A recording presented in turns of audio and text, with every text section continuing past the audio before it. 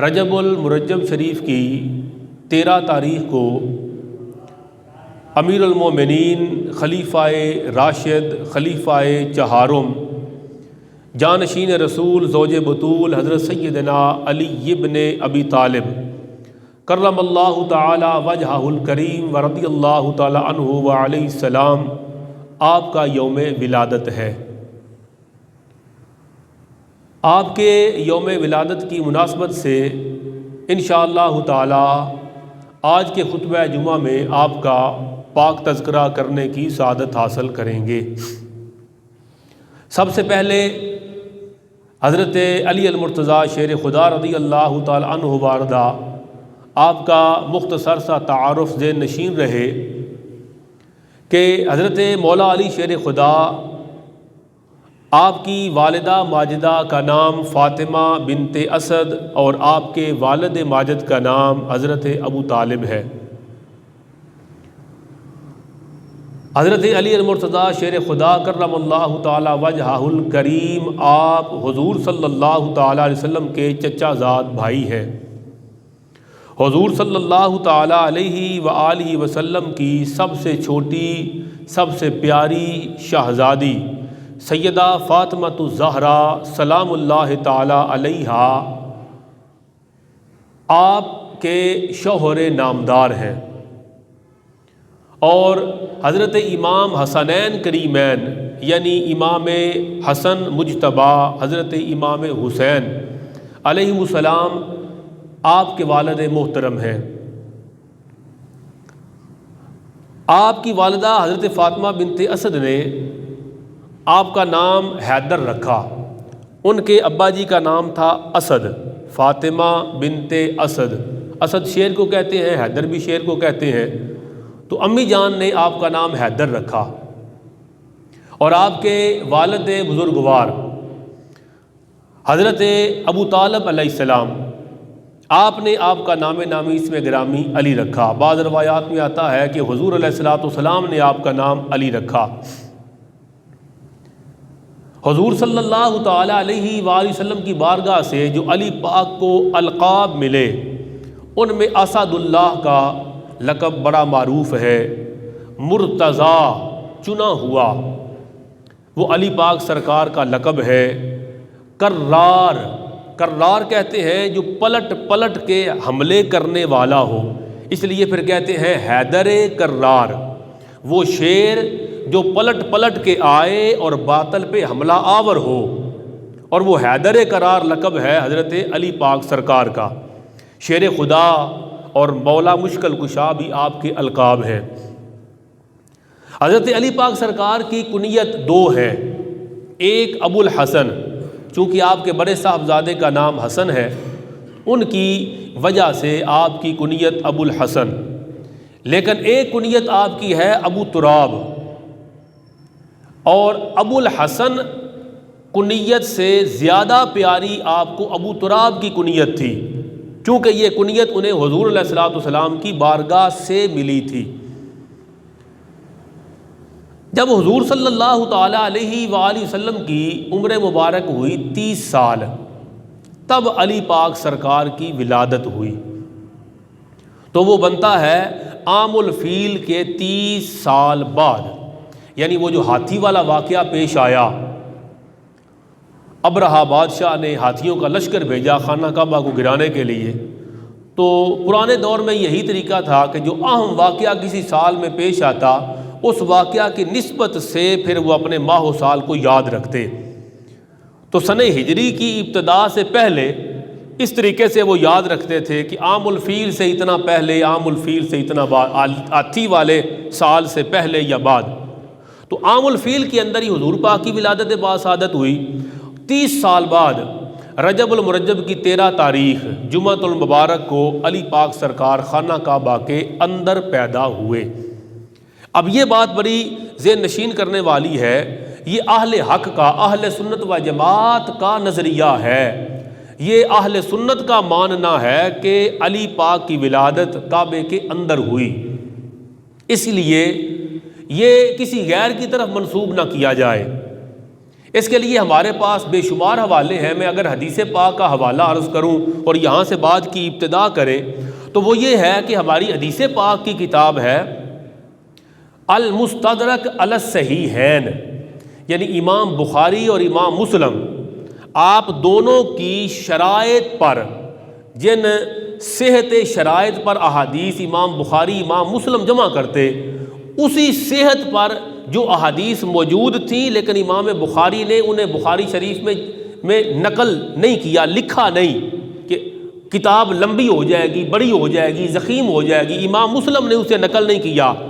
تو امام حاکم نیشابوری رحمۃ اللہ تعالی علیہ آپ نے اپنی کتاب کے اندر ان احادیث کو جمع کیا کہ جو بخاری کی شرائط پہ پوری اترتی ہیں اور مسلم شریف کی شرائط پہ پوری اترتی ہیں، اور ان دونوں کے ہاں وہ موجود نہیں، لکھی نہیں گئیں طوالت کے باعث اور ضخامت سے بچنے کے لیے، تو امام حاکم نیشابوری نے ان احادیث کو المستدرک کے اندر جمع کیا۔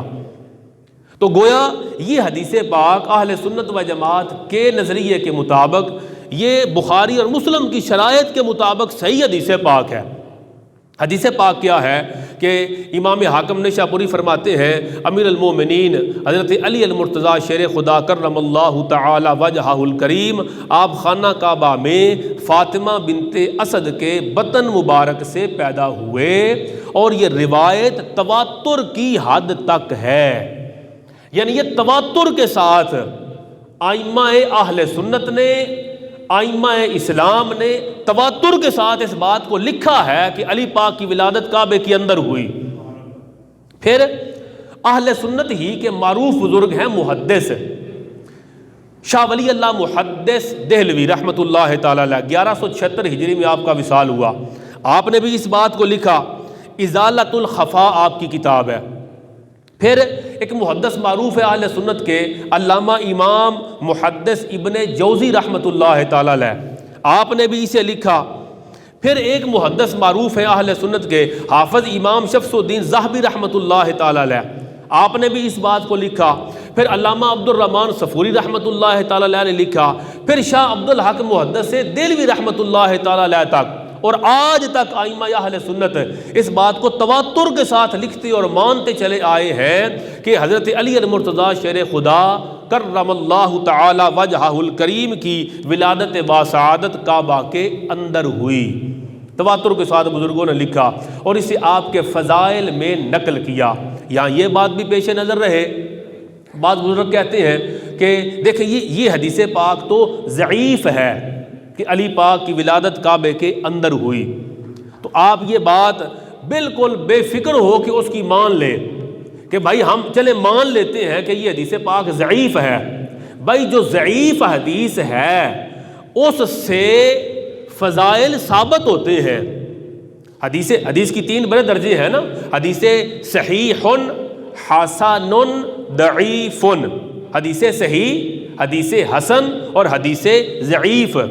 حدیث صحیح ہو تو عقائد اس سے ثابت کرتے ہیں، حلال اور حرام کو ثابت کرتے ہیں، حسن ہو تو اس سے نیچے کے درجات کے احکامات کو ثابت کرتے ہیں، اور حدیث ضعیف کا مطلب یہ ہے کہ اس کے بیان کرنے والے جو راوی ہیں وہ اس درجے کے متقی اور پرہیزگار اور معروف بزرگ نہیں ہیں۔ اس کا یہ مطلب نہیں کہ بیان کرنے والے راوی جھوٹے ہیں۔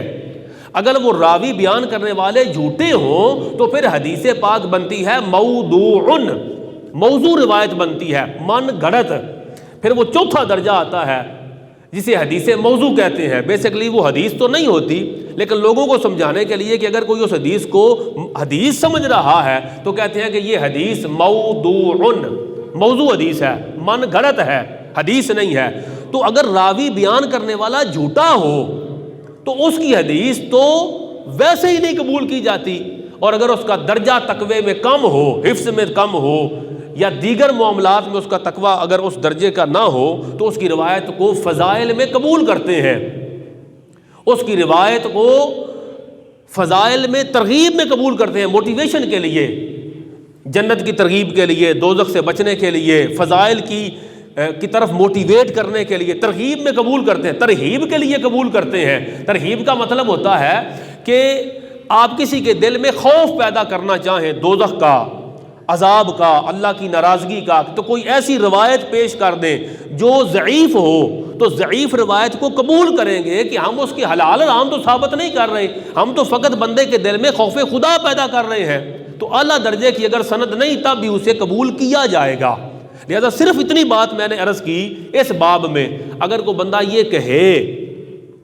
کہ علی پاک سرکار کی ولادت کعبے کے اندر ہوئی اور یہ روایت ضعیف ہے، تو اسے کہا جائے گا کہ اہل سنت و جماعت کے ہاں ہمیشہ سے تواتر سے ضعیف حدیث کو قبول کیا گیا ہے، فضائل میں، ترغیب میں، ترہیب میں۔ تو یہ علی پاک کے فضائل کا باب ہے کہ علی المرتضیٰ شیر خدا کرم اللہ تعالی وجہہ الکریم کعبے کے اندر پیدا ہوئے۔ حضرت فاطمہ بنت اسد آپ کی امی جان کعبے کا طواف کر رہی تھیں، طواف کرتے ہوئے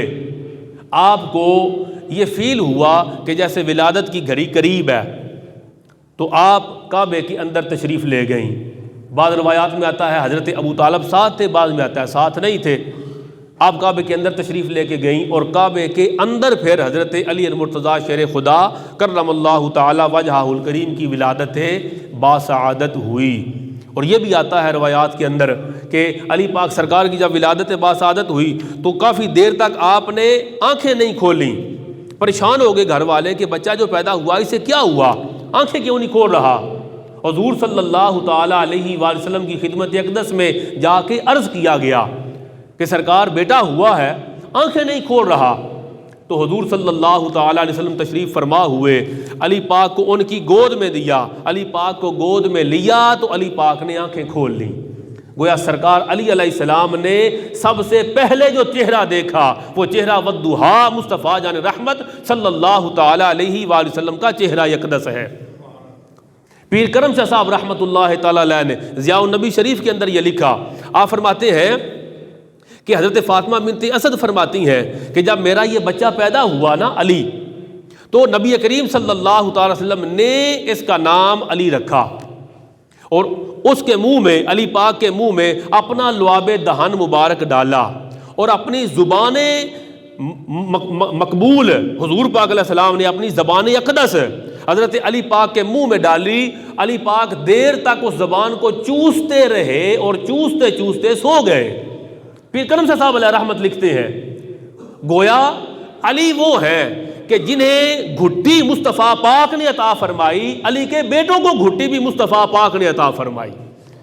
یعنی علی حضور علیہ الصلوۃ والسلام کی اس وقت عمر مبارک ہے 30 سال، 25 سال کی عمر میں آپ کی شادی ہو گئی سیدہ خدیجہ پاک سے، تو شادی کے 5 سال بعد 30 سال جب سرکار کی عمر ہے تو حضرت علی پاک سرکار کی ولادت باسعادت ہوئی کعبہ کے اندر۔ اب پیر کرم شاہ صاحب رحمۃ اللہ تعالی علیہ لکھتے ہیں ضیاء النبی شریف کے اندر، جب حضرت علی پاک سرکار کی عمر 6 سال ہوئی، 6 سال تقریباً،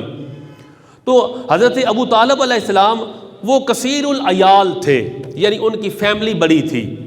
اولاد زیادہ تھی، اور باقی بھائیوں کے نسبت ان کے ہاں خوشحالی بھی، مال کی وسعت بھی زیادہ نہیں تھی، اور حالات مکے کے ایسے ہو گئے کہ قحط پڑ گیا۔ جب قحط پڑ جائے تو پھر مزید معاملات پریشان ہو جاتے ہیں، غریبوں کے حالات اور خراب ہو جاتے ہیں۔ تو حضور صلی اللہ تعالی علیہ وآلہ وسلم نے جب دیکھا کہ حضرت ابو طالب اور ان کی فیملی کا ایسا حال ہے تو وہ اپنے چچا حضرت عباس کے پاس گئے، حضور علیہ السلام اپنے چچا عباس کے پاس گئے اور ان سے جا کے مشاورت کی کہ کیوں نہ ہم جو چچا ابو طالب ہیں ان کے جو بوجھ ہے فیملی کا اس کو بانٹ لیں، ان کی حالات ایسے ہیں، بوجھ بانٹ لیا جائے۔ وہ راضی ہو گئے، چلتے ہیں۔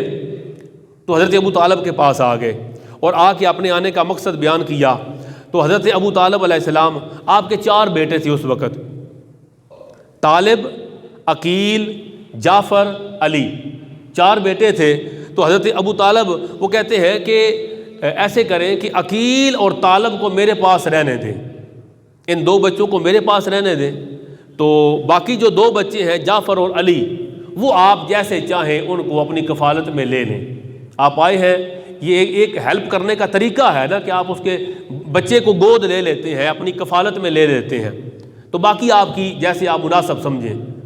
تو چھوٹے حضرت علی پاک تھے، 5-6 سال کے۔ تو حضور صلی اللہ تعالیٰ علیہ وآلہ وسلم نے چھوٹے علی پاک کو اپنی کفالت میں لے لیا، اور وہ بڑے تھے حضرت جعفر، تو انہیں حضرت عباس حضور کے چچا نے اپنی کفالت میں لے لیا۔ گویا علی وہ ہیں جو پیدا تو حضرت ابو طالب کے گھر میں ہوئے، لیکن 6 سال کے قریب عمر میں مصطفیٰ پاک کی آغوش رحمت میں آ گئے۔ گویا ہم کہتے ہیں نا کہ فلاں بندہ بڑا عظیم ہے، جی کتنا عظیم ہے بھائی، وہ پروردہ آغوش ولایت ہے، یعنی ماں اس کی ولی اللہ تھی، ولایت کی گود میں پلا ہے۔ تو علی وہ ہیں جو پروردہ آغوش نبوت ہے، ان سے بڑھ کر کون ہوگا بھائی؟ بہت سارے احباب ذی وقار ہیں جنہوں کلمہ پڑھا، اور کلمہ پڑھنے سے پہلے وہ گناہ بھی کرتے تھے اور ایسے ممنوع کام بھی کرتے تھے، مگر علی پاک تو وہ ہیں جو 6 سال کی عمر میں حضور پاک کے گھر تشریف لے آئے، حضور کی کفالت میں آ گئے، جو 6 سال کی عمر سے ہی مصطفیٰ پاک کا چہرہ دیکھتے، اٹھتے تو حضور کے ساتھ، بیٹھتے تو حضور کے ساتھ، جن کی عادات میں حضور کی عادات کا رنگ جھلکتا تھا، جن کی تربیت میں مصطفیٰ پاک کی تربیت نظر آتی تھی۔ تو حضور علیہ الصلوۃ والسلام کے گھر، یعنی جو معاشرے کی برائی تھی، جو معاشرے کی جہالت تھی، وہ تو علی پاک تک پہنچ ہی نہیں سکتی تھی۔ معاشرے کی جہالت اور پلیدی، اور اس پلیدی کی گرد، وہ تو علی پاک تک پہنچ ہی نہیں پائی، حضور کی گود میں پلے۔ اور پھر آتا ہے کہ حضرت علی المرتضیٰ شیر خدا کرم اللہ تعالی وجہہ الکریم، جب آپ کی عمر مبارک 10 سال ہوئی اور حضور صلی اللہ تعالی علیہ وآلہ وسلم آپ کی عمر مبارک 40 سال ہوئی، تو حضور علیہ الصلوۃ والسلام نے اعلان نبوت فرمایا۔ جب حضور پاک نے اعلان نبوت فرمایا تو سارے لوگوں کو گھر بلایا، انہیں دعوت دی، کھانا کھلایا، پھر ان کے سامنے اظہار نبوت فرمایا۔ تو علی پاک وہ ہے 10 سال، بعض روایات میں 6, 7, 8 سال آتا ہے، 10 سال کی عمر میں قریباً حضرت علی پاک سرکار نے سب سے پہلے مصطفیٰ جان رحمت صلی اللہ تعالی وسلم کا کلمہ پڑھا اور حلقہ بگوش اسلام ہو گئے۔ اول من اسلم علی، ترمذی شریف، نسائی شریف، مسند احمد وغیرہ کے اندر آتا ہے، یعنی جو احباب ذی وقار سب سے پہلے حلقہ بگوش اسلام ہوئے ان میں علی پاک ہے۔ اب ان میں پہلے کون تھا؟ یہ سارے پہلے ہیں، خدیجہ پاک سب سے پہلے ہیں، وہ گھر کے اندر موجود تھیں، علی پاک پہلے ہے۔ تو یہ جو پہلے جو کلمہ پڑھنے والے ہیں ان میں حضرت علی المرتضیٰ شیر خدا کرم اللہ تعالی وجہہ الکریم ہے۔ علی پاک سرکار، آپ کی ایک فضیلت کا خوبصورت باب یہ ہے کہ قرآن کریم کی ایک آیت ایسی ہے کہ جس آیت پر فقط علی المرتضیٰ شیر خدا نے عمل کیا، امت میں اس آیت پر کسی کو عمل کرنے کا موقع ہی نہیں ملا۔ وہ آیت ہے 28واں پارہ سورۃ المجادلہ اور مجادلہ، دونوں طرح پڑھتے ہیں، آیت نمبر 12 اور اس کے ساتھ پھر 13 بھی آ گئی۔ قرآن کریم میں حکم آیا، معاملہ یوں ہوا کہ لوگ حضور علیہ الصلوۃ والسلام کی جب خدمت اقدس میں آتے تو سرگوشی کرنے لگ جاتے، یعنی محفل اور مجلس موجود ہے، صحابہ موجود ہیں، کچھ لوگ اٹھتے اور سرکار کے کان میں کچھ گزارشات پیش کرنی شروع کر دیتے۔ بعض اوقات وہ گزارشات زیادہ ہو جاتی، سرکار کی عادت کریمہ یہ تھی کہ کسی کو منع نہیں فرماتے تھے جب تک کوئی چاہتا۔ اب یہ کثرت کے ساتھ ہونے لگ گیا اور یہ عادت بن گئی جو امیر لوگ تھے ان کی، جو امیر لوگ تھے ان کی یہ عادت بن گئی کہ وہ آتے اور سرکار کے گوشت مبارک میں کچھ عرض کرنے لگ جاتے۔ لوگوں پر یہ گراں گزرنا شروع ہو گیا، معمول بن گیا۔ پھر اس میں منافقوں کو بھی اپنا حصہ ملانے کا موقع مل گیا، وہ جان بوجھ کے آ جاتے اور سرکار کے کان میں باتیں شروع کر دیتے اور دیر تک کرتے رہتے جان بوجھ کے۔ اور اس طرح حضور علیہ الصلوۃ والسلام کی طبیعت مبارک پر بھی گراں گزرنا شروع ہو گیا۔ اللہ تبارک و تعالیٰ چاہتا تو ڈائریکٹ قرآن میں حکم دے دیتا کہ یوں نہ کرو، حضور صلی اللہ تعالی علیہ وسلم چاہتے تو خود منع فرما دیتے، مگر خدا کی حکمت، خدا کی رضا، خدا کی مشیت کیا ہوئی کہ اللہ تبارک و تعالیٰ نے یہ سورۃ المجادلہ اور مجادلہ دونوں طرح کی قرات، اس کی آیت نمبر یہ 12 نازل فرمائی. ارشاد فرمایا یا ایھا الذین آمنوا، اے ایمان والو، اذا ناجیتم الرسول فقدموا بین یدی نجواکم صدقہ، جب تم رسول پاک سے آہستہ بات کرنا چاہو نا، سرگوشی کرنے کے لیے آؤ، تو سرکار کی بارگاہ میں عرض کرنے پہلے صدقہ دے کے آؤ. یہ حکم آ گیا. سرکار کو کچھ عرض کرنا ہے، امراء زیادہ آ گئے نا، اور وہ غریبوں کا ٹائم بھی لینے لگ گئے، اور جب یہ ہوا تو اللہ کی طرف سے حکم آ گیا. جس نے سرکار کے گوشت مبارک میں عرض کرنا ہے، کچھ پرائیویٹلی ٹائم لینا ہے، تو پھر پہلے صدقہ کرے، پھر سرکار کو آ کے عرض کرے، تاکہ سرکار کی طرف آنے والا بندہ پہلے ثواب لے کے آئے اور کسی کی مدد کر کے آئے. یہ قرآن کا حکم آ گیا. جب یہ حکم آ گیا اور قرآن فرماتا ہے ذالک خیر لکم واطہر، اور یہ تمہارے لیے بہتر ہے کہ تم ثواب لے کے آؤ، غریب کی مدد کر کے آؤ، پھر آؤ، اور واطہر، تمہارے دلوں کی پاکی کے لیے بھی یہ بہتر ہے، دلوں کی پاکی کے لیے، تاکہ کھوٹا کھرا نکھر جائے. اب جب یہ حکم آ گیا تو وہ جو منافق تھے انہوں نے آپس میں سر جوڑا کہ اب پیسے دے کے تو بات کرنے کا فائدہ کوئی نہیں. اور یہی قرآن کی حکمت تھی، اللہ کا یہی مقصد تھا کہ ان لوگوں کو روک لیا جائے. جب یہ حکم آ گیا تو وہ منافق رک گئے. انہوں نے آپس میں فیصلہ کیا کہ اب ہم جا کے سرکار کے گوشت میں کچھ بھی عرض نہیں کریں گے. وہ رک گئے، اور کسی اور کو ایسا موقع ہی نہیں بنا کہ اس دوران اس آیت کے نازل ہونے کے بعد کہ وہ کوئی آ کے پرائیویٹ عرض کرتا گوشت مبارک میں، کان میں کوئی بات کہتا. مگر علی پاک سرکار کے پاس اس وقت ایک سونے کا سکہ تھا. علی پاک سرکار نے وہ سونے کا سکہ دینار اللہ کے راستے میں خرچ کیا. جب پتہ چلا یہ حکم آ گیا ہے، علی پاک واحد ہیں جنہوں نے اس آیت پہ عمل کیا. سونے کا سکہ خرچ کیا اور حضور پاک کی بارگاہ میں آ گئے اور آ کے 10 سوالات کیے. اور لطف کی بات یہ ہے کہ 10 کے 10 سوالات ذاتی نوعیت کے نہیں ہیں، اپنے لیے کچھ نہیں مانگا. 10 کے 10 سوالات میں حضور کی امت کے لیے ساری گزارشات عرض کی. 10 سوال پوچھے. جب حضور نے ان 10 سوالات کا جواب ارشاد فرمایا تو جواب دینے کے بعد اللہ تبارک و تعالیٰ کی طرف سے اس آیت کریمہ کا حکم، اس آیت کو منسوخ کر دیا گیا، اور اس سے اگلی آیت کریمہ اللہ کریم نے نازل فرما دی، اور اس میں یہ حکم دے دیا اشفقتم ان تقدموا، کہ اگر یہ تم پہ بوجھ آ رہا ہے کہ صدقہ دے کے پھر آ کے بات کرنی ہے، غریبوں کے لیے مشکل تھا، تو کہا ٹھیک ہے تم ویسے ہی آ جایا کرو اور نماز روزہ کرو اور اپنے معاملات کر لو. تو علی پاک وہ ہیں، یہ علی کے خصائص میں سے ہے کہ جنہیں اللہ تعالیٰ نے قرآن کی ایک آیت پر ایسے عمل کرنے کا شرف عطا فرمایا جو شرف کسی اور کے حصے میں نہیں آیا. اللہ رب العزت کی کروڑوں رحمتیں محمد و آل محمد پر، ان کے صدقے اللہ ہماری بخشش فرمائے. آمین. وما علینا الا البلاغ المبین.